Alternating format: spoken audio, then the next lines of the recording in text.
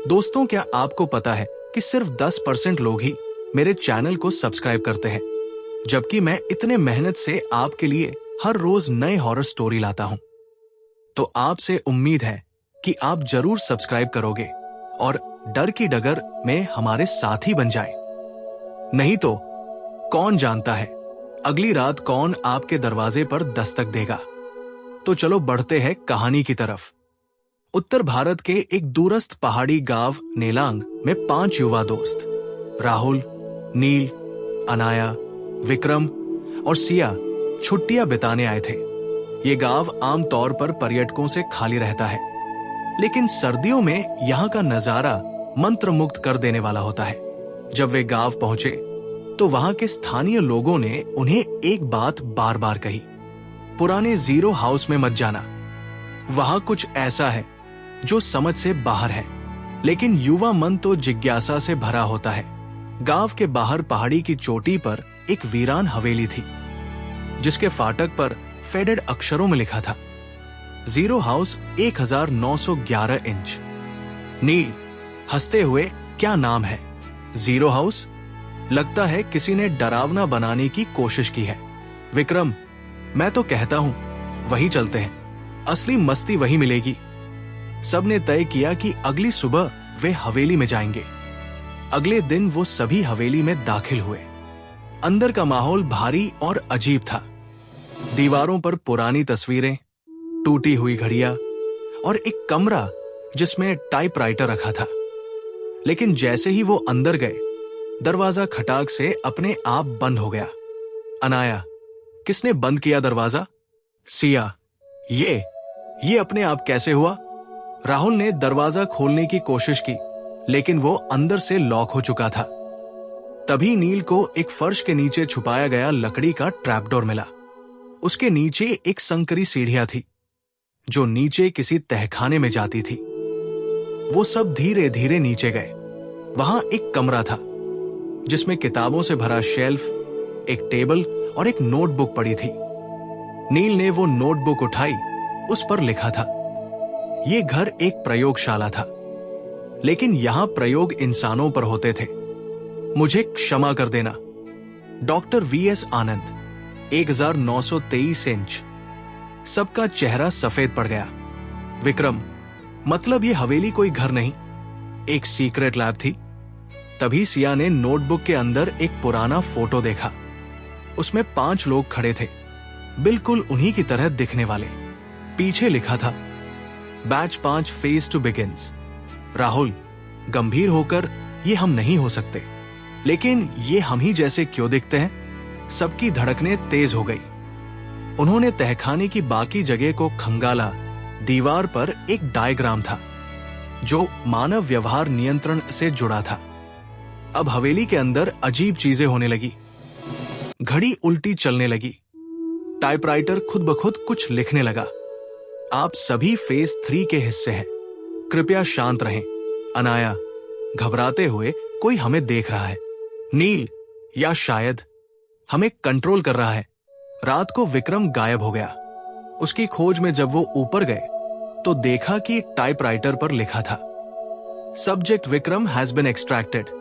सिया रोने लगी, हमें यहां से निकलना होगा। नील, नहीं, ये कोई डरावनी आत्मा नहीं, ये कोई बड़ा साइंटिफिक एक्सपेरिमेंट लग रहा है, शायद आज भी जारी है। आखिरकार उन्हें तहखाने की एक गुप्त दीवार मिली, जिसके पीछे सीसीटीवी मॉनिटर्स और रिकॉर्डिंग्स थी। सबके हर मूवमेंट रिकॉर्ड किए जा रहे थे। एक फोल्डर में फाइल पड़ी थी, batch 73, behavioural loop success. Rahul, हम बस एक प्रयोग का हिस्सा है। कोई हमें यहां दोबारा वैसे ही परीक्षण में ला रहा है, जैसे पहले बैच को। आखिरी पन्ने पर लिखा था, only 1 escapes, rest will reset. अब रहस्य गहराता जा रहा था। क्या वे कभी इस चक्र से बाहर निकल पाएंगे? क्या वो जिंदा बचेंगे, या इतिहास खुद को दोहराएगा? या फिर जीरो हाउस हर बार 5 नए चेहरों का इंतजार करता रहेगा? विक्रम के गायब होने के बाद बचे हुए चारों दोस्त राहुल, नील, अनाया और सिया घबराए हुए थे। लेकिन अब डरने का वक्त नहीं था। क्योंकि ये सिर्फ कोई भूतिया घर नहीं बल्कि एक मानव मनोविज्ञान प्रयोग का अड्डा था। नील ने फोल्डर में बाकी फाइलें पढ़ी। सब में बैच 73 इंच, बिहेवियरल रीसेट और सब्जेक्ट रिप्लेसमेंट जैसे शब्द थे।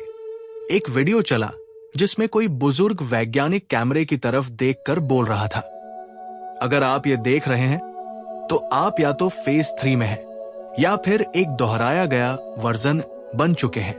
इस प्रयोग का लक्ष्य था इंसान की निर्णय लेने की क्षमता को तोड़ना और उसे दोबारा से कोड करना।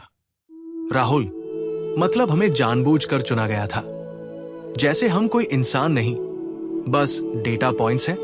नील को टेबल के नीचे एक फिंगरप्रिंट स्कैनर मिला। उसने हाथ रखा और अचानक दीवार की एक सीक्रेट स्लाइडिंग डोर खुल गई। उनके सामने एक साफ सुथरी हाईटेक लैब खुली जो इस वीरान हवेली से बिल्कुल अलग थी। अंदर सब कुछ चमकदार, आधुनिक और व्यवस्थित था। वहां एक बड़ा स्क्रीन चालू हो गया। उसमें एआई की आवाज गूंजी, batch 73, reset sequence interrupted, decision point initiated.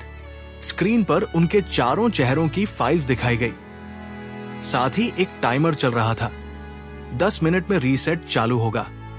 Anaya, अगर ये टाइमर खत्म हुआ तो हम सब मिटा दिए जाएंगे। तभी सिया को एक कंप्यूटर टर्मिनल मिला जहां लिखा था, override possible, only one can escape. अब सवाल था, कौन बचेगा? चारों एक दूसरे की तरफ देखने लगे। माहौल तनावपूर्ण हो गया। नील, हम सब दोस्त हैं, हमें कोई रास्ता ढूंढना होगा जिससे सब बच सके। राहुल, गुस्से में, अगर सिस्टम सिर्फ एक को जाने देगा तो मैं वो होऊंगा। अनाया, तो फिर क्या हम भी वही करेंगे जो उन्होंने चाहा, एक दूसरे के खिलाफ जाना?